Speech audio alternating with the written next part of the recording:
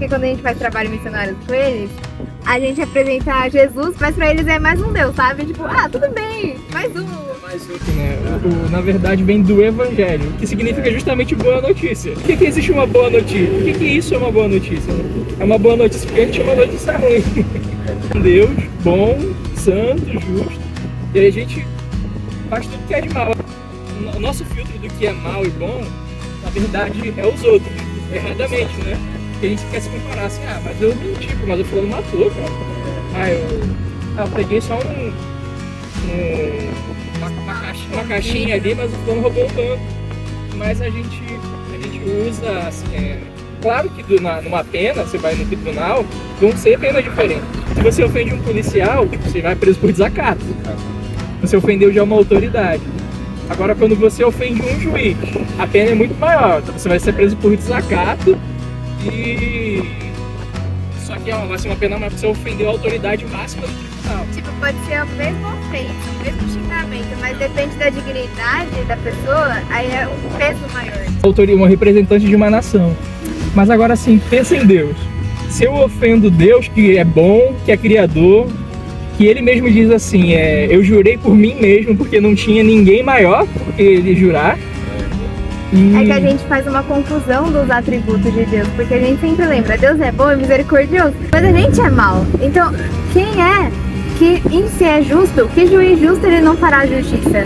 É um tribunal que todo mundo vai diante dele e espera, não, eu sou juiz bom, compassivo, eu libertei ele. Imagina libertar um assassino da sua família, alguém que fez algo contra você. Você vai falar, esse juiz é mais injusto que um assassino. Que querer se auto-justificar ou pensar que a gente é de certa forma bonzinho para receber uma recompensa boa em troca, né? E a pergunta que muita gente faz assim, se Deus é amor, por que ele não salvou todo mundo já? Porque se ele tem todo o poder. Na verdade, a pergunta é certa, se Deus é justo, por que ele já não condenou todo mundo? Porque não tem um sequer que não pecou. Não pecou ainda, né? Todos os pecadores. Essa é a má notícia. A má notícia é que todos nós pecamos. E por isso, Deus ele não habita com o pecado. E a ira dele permanece em quem está sob o pecado. Mas a boa notícia é o quê? Que ele vendo que não tinha um justo sequer aqui na terra, ninguém que fizesse o bem, ninguém que desejasse buscar ele enviou Jesus Cristo, o único filho dele, para sofrer a sentença que seria para nós. Você vê num tribunal, alguém cometeu um crime, o juiz não quer saber se ele foi bom a vida toda, ele quer saber que ele vai ter que pagar de qualquer forma, se o juiz ele for justo, né? E da mesma forma, os nossos pecados têm um salário. Ele fala porque o salário... Não dá pra gente pagar com boas, eu né, fiz isso pra caridade.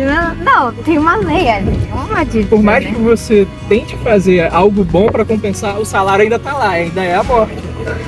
E na verdade o pecado ele a nossa ofensa é tão maior do que aquilo que a gente acha que pode fazer de bom, que não tem nada que a gente possa fazer que possa compensar eles, a não ser a própria morte. Por isso que Deus ele falou assim, tem que pagar, de algum jeito. E vendo que a gente não tinha condição de pagar por isso, ele enviou o único filho dele para levar os nossos pecados na morte dele não cruz. Por isso que Cristo veio. Porque se a gente pudesse ser bom aos olhos de Deus, ser justo, não precisava de Jesus. Se a gente pudesse se justificar. Eu não entendi justificar. a ira de Deus, né? Mas a ira de Deus ela é boa, porque ele se ira contra o mal, contra o pecado. Aí ele, em vez de colocar em nós que a gente merecia, é como se todo mundo tivesse representado ali na cruz.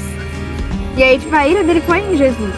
Então não tem mais o que a gente pagar, porque se alguém paga, tá dívida, sabe? Cancelada. E isso vem por meio de algo que é a fé. Que ele fala assim, você conhece aquele versículo João 3,16, porque Deus amou o mundo de tal maneira que deu seu único filho para todo aquele que nele crê.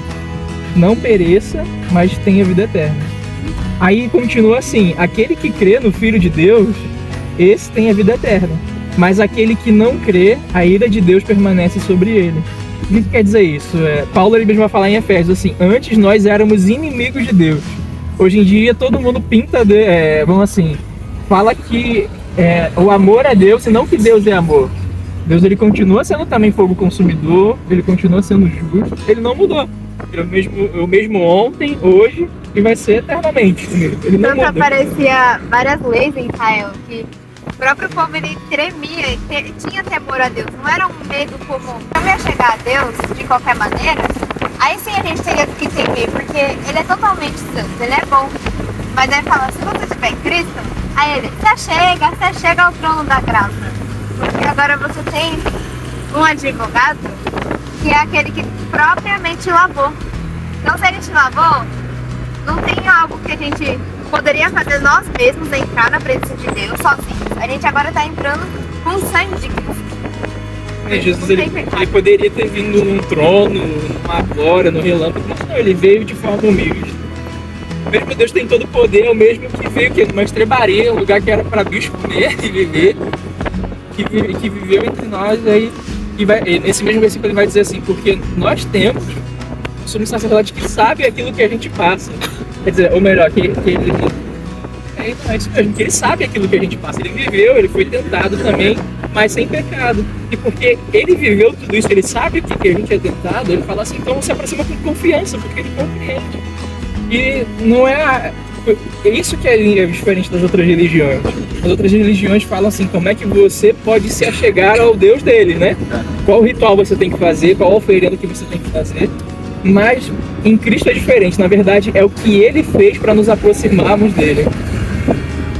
A iniciativa é sempre de Deus, é sempre dele. E agora